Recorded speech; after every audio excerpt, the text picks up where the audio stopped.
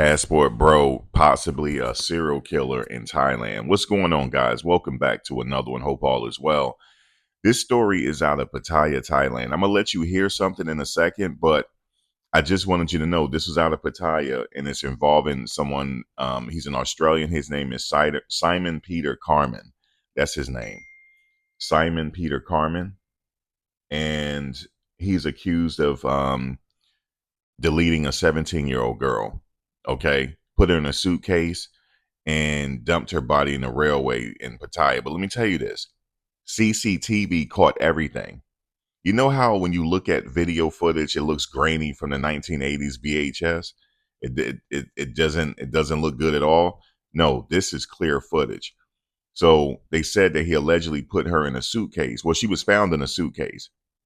And he was seen taking a suitcase out of his hotel, put it on his bike. And when he came back to the hotel, he didn't have the suitcase anymore. My question is, how many times has he done this and got away with it? That's my question. How many times has he's done this and got away with it throughout the years? I don't think this is his first rodeo, and I think they have to do a lot of investigation to find out. Take a listen. On June 25, 2026, a security camera in the lobby of a high-rise condominium on Jom Tien 2nd Road in Pattaya captured a couple holding hands as they entered an elevator. The man had the tall build of a Western tourist. Beside him was a young local woman with dyed blonde hair.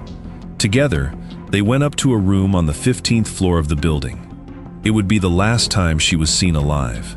About 18 hours later, at 9:34 that same night, a hallway camera recorded the foreign man pulling a large black 26-inch suitcase out of the apartment. He struggled to place the heavy suitcase onto the rear seat of a red Yamaha Aerox motorcycle, then started the engine and rode away. After taking a winding route through Sukhumvit Road and turning into Soi Chaya Fruek 2, the motorcycle traveled the wrong way along a road running parallel to the railway tracks behind the Pattaya floating market. The man disappeared from the surveillance system for about 9 minutes before returning to the condominium with the motorcycle empty. By the evening of June 26th, at the international departure area of Suvarnabhumi Airport in Bangkok, the same man was hurriedly waiting in line to buy a Jetstar ticket for flight JQ76, attempting to escape to Perth, Australia. Thai immigration officers immediately moved in and restrained him just before boarding. When he was taken back to the Pattaya police station, fresh bleeding scratches were still visible on his neck and arms, yet the suspect calmly claimed they were only spider bites. The horrifying tragedy hidden inside the suitcase abandoned beside the railway tracks began to expose the darker corners of the nightlife scene in the seaside city of Pattaya.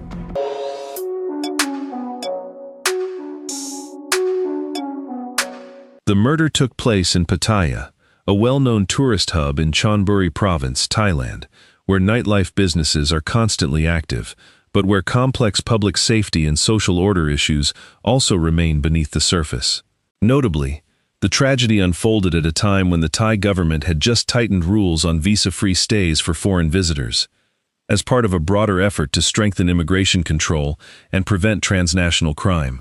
The encounter between a middle-aged Western tourist and an underage local teenager in this sensitive area exposed a serious gap in the protection of vulnerable people from exploitation and violence. The victim was Tunchanok Donhomla, also reported as Tunchanok Donhomla. Her nickname was Nong Cake. She was 17 years old. She had left the poor rural province of Kalasin in northeastern Thailand, also known as Isan, to look for work in Pattaya. She lived with a group of friends in the seaside city and was often seen around the Beach Road Entertainment District, a sensitive nightlife area. The suspect, Simon Peter Carman, was a 46-year-old man from Ballarat in the Australian state of Victoria. Carman had been staying long-term in a rented apartment on the 15th floor of a condominium on Jom Tien 2nd Road, an area in Pattaya known for its high concentration of tourists and foreign residents. Investigators were able to reconstruct the sequence of the murder in detail through a combination of city surveillance camera footage and Carman's partial confession after his arrest. At around 3 in the morning on June 25, 2026, Simon Peter Carman met Tunchanok in the Pattaya beach area. After agreeing on a price of 1,000 baht, about $27 US, the The two held hands and went back to Carman's apartment at the condominium on Jomtien 2nd Road. Building security footage showed them entering the elevator at 3:34 in the morning. This was the last time the victim was recorded alive. A conflict broke out soon after the two entered the room. According to Carman's statement, the victim suddenly received a phone call. After that, she told him she was on her period, refused to have sex, and asked to leave. Carman agreed to let her go, but said he would only pay her 500 baht as compensation instead of the original 1,000 baht. That decision triggered a heated argument over money. The suspect claimed that as the confrontation escalated, the 17-year-old girl picked up a kitchen knife from inside the room and held it to his neck while demanding full payment. Carman said he responded by using his right hand to squeeze the victim's neck, while using his left hand to restrain the arm holding the knife. The life-and-death struggle ended when the victim went completely limp and died. Instead of calling the police or emergency services, Carman kept Tunchanok's body inside the room for more than 18 hours while he planned his escape. At 9:34 that same night, he placed the victim's body, curled up, into a large black 26-inch rolling suitcase.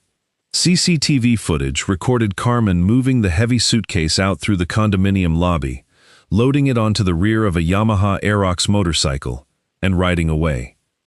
He drove along Sukhumvit Road, then turned left into Soi Chayafruek 2. When he reached a road running parallel to the railway tracks behind the Pattaya floating market, Carman rode against traffic, looking for a secluded location. He turned into a thick grassy area beside the railway tracks, dumped the suitcase under the trees, and immediately rode back to the condominium. The entire process of disposing of the body took less than 9 minutes.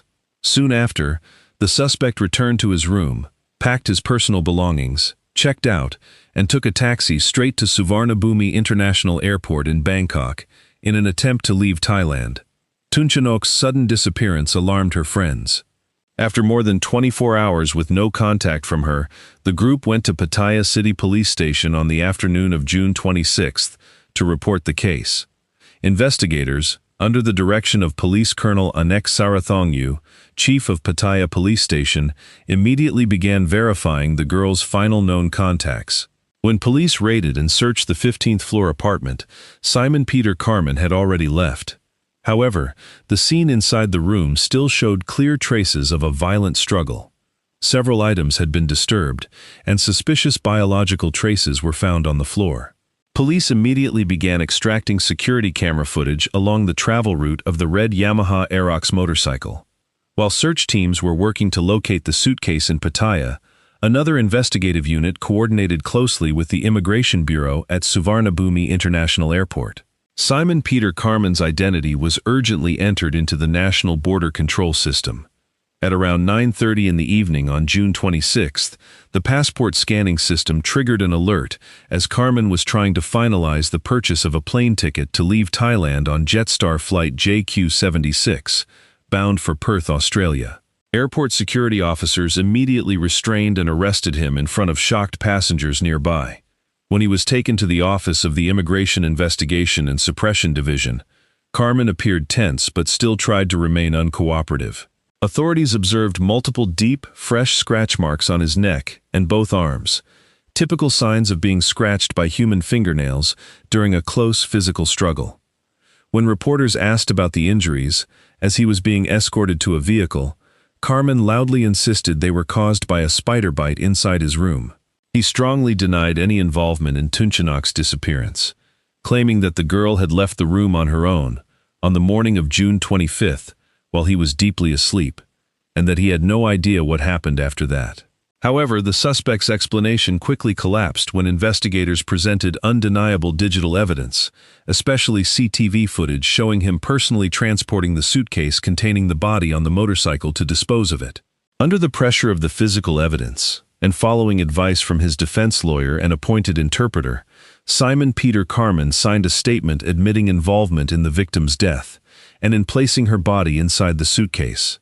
However, he still tried to frame the case as manslaughter committed in self-defense. At 11:17 at night on June 26th, Rescue workers and Pattaya police found the black 26-inch suitcase hidden deep in thick grass beside the railway tracks, about 4.2 kilometers from the condominium. When the suitcase was pulled out and opened, investigators discovered the body of a female victim. She was unclothed and partially covered with a thin brown cloth. A preliminary forensic examination at the scene recorded extremely serious injuries to the victim's face and head caused by external force. The body showed early signs of decomposition, indicating that she had been dead for more than a day. Police confirmed the victim's identity as the teenager Tunchanok Donhomla through distinctive tattoos on her body that matched descriptions given by her friends. The body was then sealed and transferred to the Institute of Forensic Medicine at the Police General Hospital in Bangkok for an autopsy to determine the official cause of death. At the police station, the suspect claimed that choking the victim had only been an act of legitimate self-defense after she allegedly threatened his neck with a kitchen knife while demanding more money. He said he had only used his hands to restrain her by the neck until she stopped moving, and that he had never intended to kill her.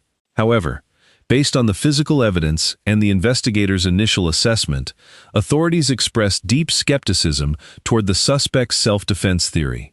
Police argued that if this had been a sudden act of self-defense, the suspect should have immediately reported the incident to the authorities or called an ambulance, instead of keeping the body in the room for 18 hours. His actions afterward, cleaning the scene, forcing the body into a suitcase, dumping it in an abandoned grassy area, and immediately fleeing to the airport to buy a ticket home, reflected a clear sequence of conduct intended to erase evidence of the crime and evade the law. The initial autopsy findings showed that the victim had suffered multiple severe injuries to the face, nose, and mouth. These injuries pointed to a physical assault involving punches or a hard object, going far beyond the nature of ordinary restraint or choking. Forensic doctors and investigators also confirmed that the scratches on the suspect's neck and arms were physical scratch marks made by human fingernails, consistent with the victim's life-and-death struggle. The murder of 17-year-old Tunchanok Donhomla, allegedly carried out by a foreign suspect, triggered a wave of intense public outrage in Thailand and among the Australian community living in the country. The case sparked heated discussions across the media about the safety of young local women amid the post-pandemic rise in foreign tourist arrivals. After the Pattaya Provincial Court approved the detention order, Simon Peter Carman was formally charged with 4 serious offenses under the Thai Penal Code, including intentional murder, concealment or destruction of a body, luring and abducting a minor, and abduction for an indecent purpose. Under Thai law, intentional murder carries a maximum penalty of death. A spokesperson for Australia's Department of Foreign Affairs and Trade, or DFAT, confirmed that the agency was providing consular assistance to an Australian citizen detained in Thailand. However, due to strict privacy... So yeah, as you heard that, he was trying to board a flight at the airport, and they caught him. And like I said, I'm going to keep up on this case, but I don't know. I would like to tell the women out there, they're very quick to go with these guys, and they're very quick to judge everybody else. But these guys are the most, I don't want to get into it. I don't want to get into it, man. I don't want to make it that. But anyway, I had to stop myself. But I want to know, how many times has he done this? Guys, drop a comment below. Let me know how you feel about this video. If I have any updates, I'll come back. Like, comment, share, subscribe. I'll see you in the next one. Take care.